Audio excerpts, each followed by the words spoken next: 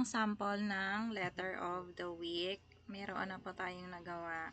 So, ganito po yung itsura niya ng letter of the week.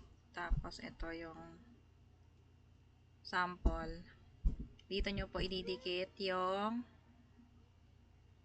nasa chart. So, gugupitin nyo po ito isa-isa para madikit po dito.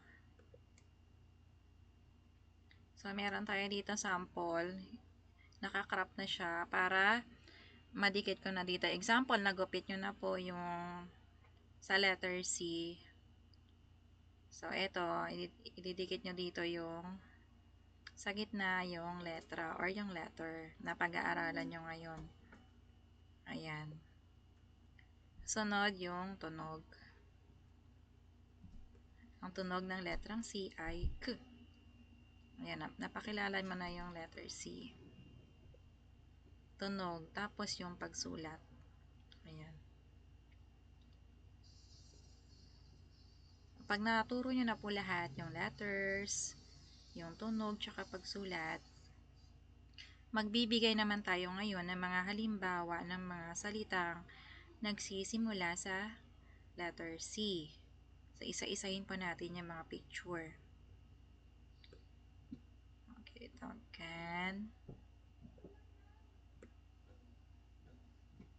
cat, car, lahat po yan. Yan, car, carrot, cow, cake, camel, cactus, cup, camera, candy, candle. Okay, so isa-isahin nyo po ito, ipakilala sa mga bata yung mga picture na nagsisimula sa letter C. Sabihin nyo yung tunog. Yung unang tunog niya ay K. Then, basahin na yung pangalan ng picture. K. C is for can. K, K, can. Lahat yan. And then, after nyan, magsusulat na sila dito sa ibaba. Ayun, letter C. Right, letter C. Dito po sa baba, yan. Ayan, pwedeng hindi nyo naidikit yan. Pasulat na lang sa mga bata.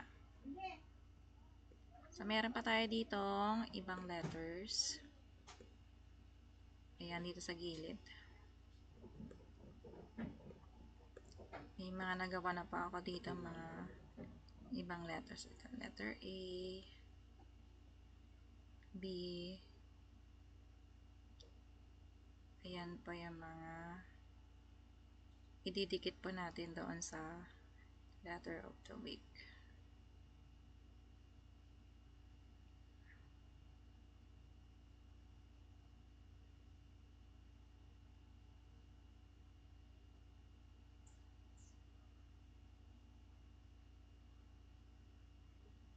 Kompleto na po yan.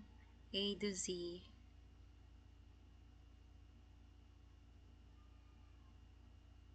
Ito po yung Tagalog, kompleto na. O yung Filipino.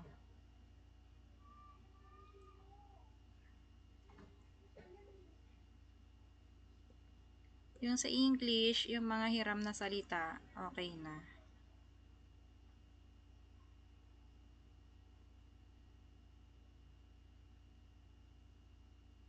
Okay, kung gusto niyo po mag-order, mag-PM lang kayo.